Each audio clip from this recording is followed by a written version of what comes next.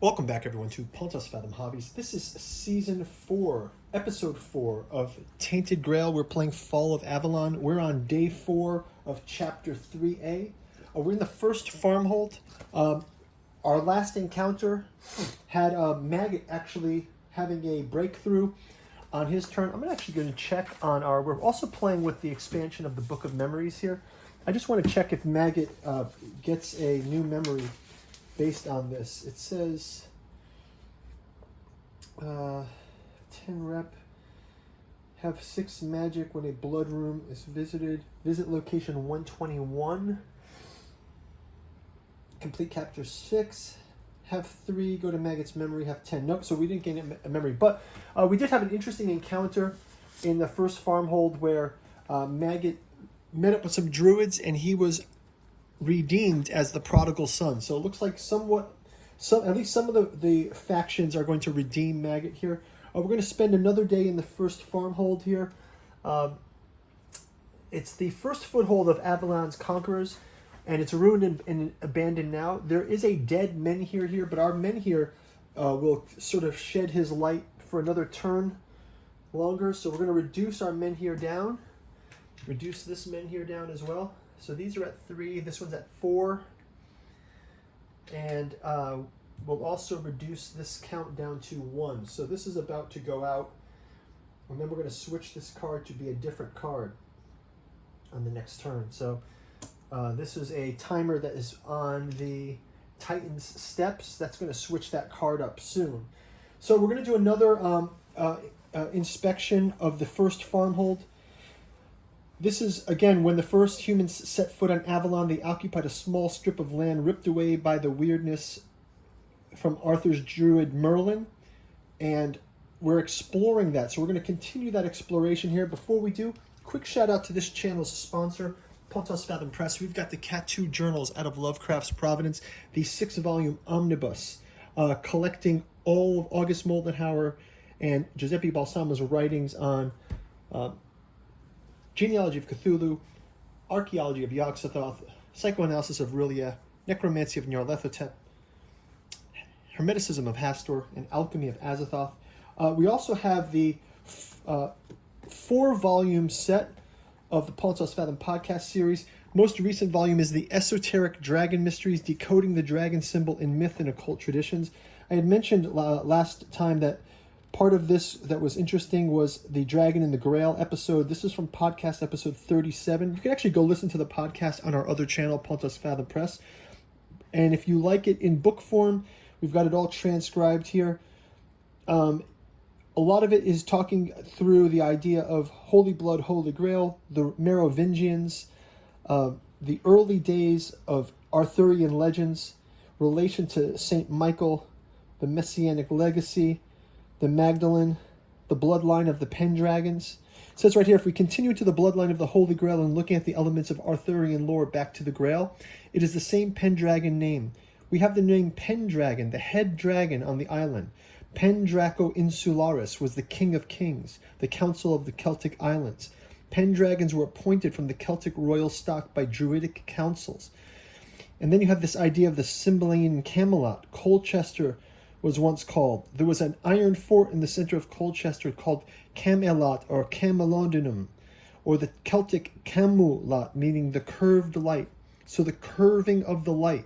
This was retooled as Camelot, the court of Camelot in the Arthurian romances. So we'll do some readings from that just to kind of keep you guys interested in it. You can also go check out our Patreon for as little as $1. You can read through some of those podcast lectures. Podcasts are free to listen to on our other channel, but you can stay on top of our gameplay of A Song of Ice and Fire, miniature painting for Tainted Grail and for Ice and Fire, as well as our Joan of Arc gameplay and other games. We've got War of the Rings. We've got a new a couple new board games coming out. Gameplay. We're going to be doing the John Carpenter's The Thing board game. We've got War of the Ring, Game of Thrones, and others. So go check out our webpage, and you can see all of the playlists on our hobbies tab. It makes it really easy for you guys to do it. Thank you for all our Patreon subscribers. Thank you for liking and subscribing and getting notified. Helps us to grow the channel and get monetized. So let's go check out this. It says if we have the remnant status, which we don't, the remnants status. We don't.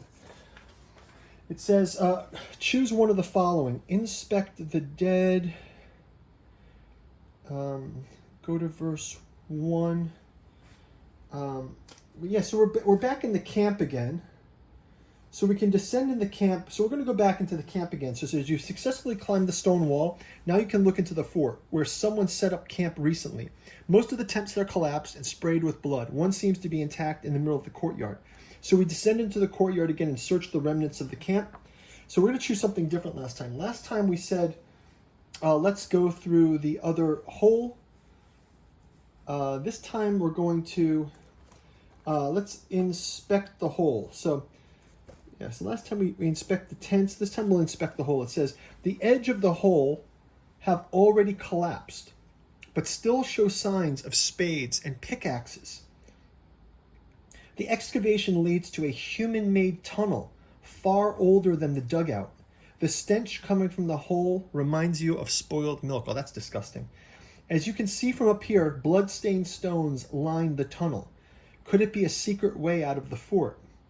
If you're playing Beor and don't have the final lesson sets, go to verse 16. If the lady's task, quest card, chapter 3, part 4 is revealed, go to verse 15.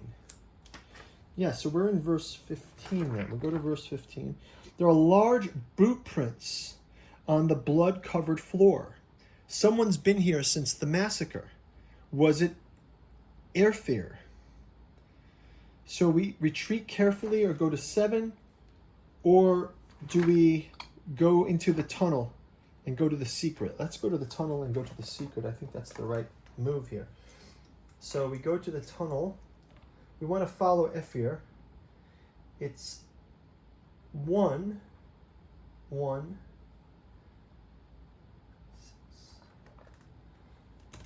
6. Okay, 1, 1, 6. So we go check that out. Go into the tunnel.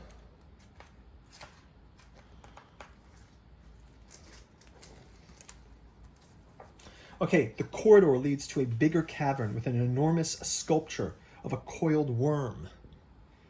Was something worshipping this beast? Then you start to notice the statue moving and you shiver. Is this thing alive? You start retreating, but you see the bodies the worm dragged into its lair. Among them, Airfear. You sneak to his corpse and search it, finding only a blood-soaked, barely readable message from Neante. Lancelot's plan worked. Morgan doesn't seem to be aware we handed her a forgery.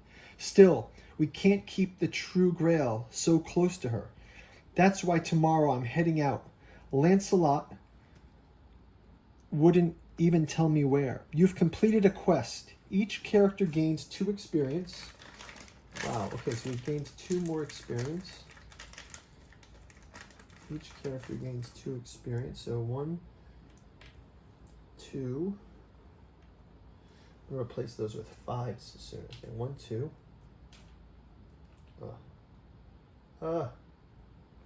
Okay. Discard all cards from the quest pile. Find and resolve part 5 in the event deck. Okay, so wait a minute. So we remove all cards from the quest pile. These all come out.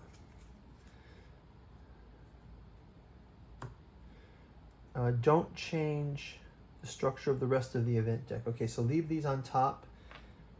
These random events stay. Special event, chapter 3, part 5. So resolve the part 5 in the event deck. So we'll go to this one. It says, Hot Trail. Place this card on top of the active quest pile. Airfear didn't carry the true Grail. Neante did. And now she is embroiled in a court intrigue in Camelot. Find the cup before it's too late. Quest. Complete one of the following. Learn about Neante from Lancelot in Camelot, 190. While in Camelot, switch allegiances. Oh, so we've got to go to Camelot, which I'm assuming is this way. If we look at our map, we are in the first farmhold. Oh, so first farmhold looks like it's right here. Moon Ring? Is this Moon Ring? Titan Steps. This is Mirror Lake. Where's Mirror Lake?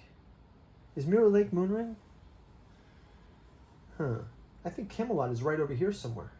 Let's see if we can get to it. So you can see on our map, we've sort of got Camelot is here. You can see the Camelot. This looks like the first farmhold, but maybe I'm wrong. I'm not. Here's Connect. Here's the first farmhold. So I'm thinking it's over this way. So yeah, so that's going to do it for round number 4. I will put this die to be round number 5.